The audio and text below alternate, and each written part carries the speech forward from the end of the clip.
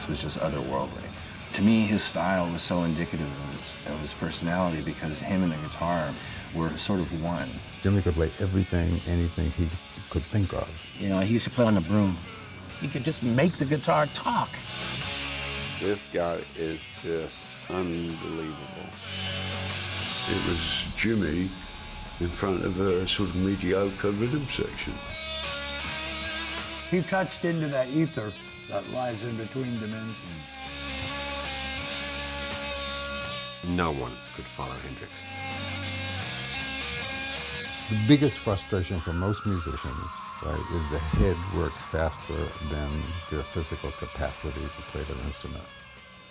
Jimmy never had that problem. He went on stage and I plugged him into Eric's amp. And he did, you know, the Howling Wolf song, Killing Floor. And he wipes cream off the stage? And I thought, well, this guy's a player. There was this band rehearsing on stage and trying to learn a song. You know, like we were just thrown together, you know, we weren't friends, we never met or anything. And I have never in my life witnessed so much power. All of these other rock stars were in these nightclubs. And you can see the look on Clapton's face was, this changes everything. And Hendrix had completely taken over. Hey, Joe,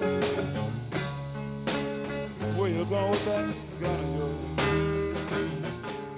Jimmy told me one time, he said, Leon, I wish the guitar was a bigger instrument. He was creating new things that weren't even there to invent. Jimmy, to me, was a searcher. I think he was touched by God to do that music. And I think he was from another planet. He played upside down backwards. You know, he was like a dyslexic genius. And the things he used to do with that guitar was just beyond all reason. This guy's controlling his feedback.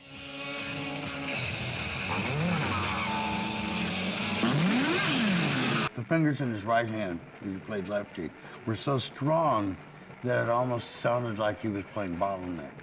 He had just a way of knowing where these notes were, and he'd drape his fingers over the strings in such a way that he knew exactly what he was hitting and what he shouldn't be hitting. But if you look at the way that he formed chords, they were sort of unique to him. He had the whammy bar under his arm, see, at the top, so he could use the whammy bar without taking his hand off the strings. When we're on stage, it's all in the world. That's your whole life. He shocked the hell out of me by saying, well, that should be the first one for our record.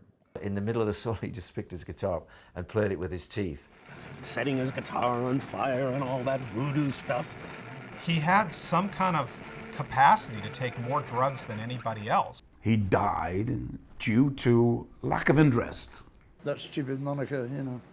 Her story just did not jive with what I saw on the ground when I was there in his room when they're carting out the body. Well, he never would have been a quiet, retired old man. He wanted to write symphonies. He said, Leon, I want this giant organ. I want 1,000 violins over here and 1,000 cellos. It would have been fucking horrendous. You know what I mean? He would have gone into fusion.